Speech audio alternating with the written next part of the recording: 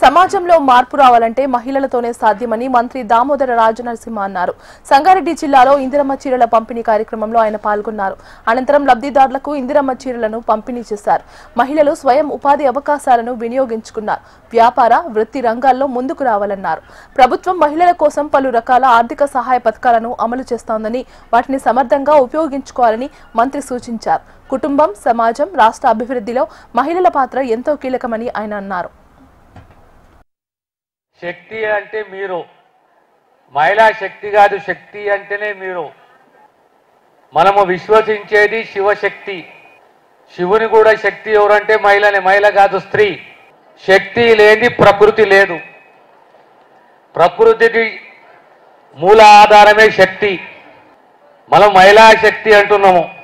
ఏ సమాజంలో అయినా సంపూర్ణంగా మార్పు రావాలి అంటే ఆ ఇంటి ఆడబిడ్డ విద్యావంతురాలు కావాలి, సామాజిక మార్పు రావాలి, ఆత్మస్థైర్యము, ధైర్యము కావాలి, నా హక్కులు నేను పరిరక్షించుకుంటాననే ధైర్యం ఉండాలి, నేను ఈ పోటీ ప్రపంచంలో బ్రతకగలుగుతాను, ఈ సమాజంలో నేను బ్రతకగలుగుతాననే ఆలోచన శక్తి రావాలి.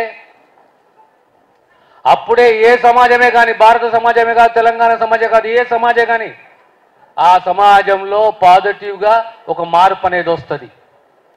కనుక ఈరోజు 1990వ దశకంలో మొదలైన సెల్ఫ్ హెల్ప్ గ్రూప్స్ 2004-2014 మధ్యలో నడిచిన పావులా వడ్డీ లేని రుణాలు, ఆ తర్వాత తిరిగి మళ్ళీ కాంగ్రెస్ ప్రభుత్వం వచ్చిన తర్వాత మళ్ళీ మేము వడ్డీ లేని రుణాలు ఇస్తాము, మీరు సకాలంలో వడ్డీలు చెల్లించండి, దానికి సంబంధించిన సకాలంలో మీరు లోన్లు చెల్లించండి, రుణాలు చెల్లించండి, మేము వడ్డీలు చెల్లిస్తామని చెప్పి మళ్ళీ అదే కార్యక్రమాన్ని మొదలుపెట్టింది కాంగ్రెస్ ప్రభుత్వం.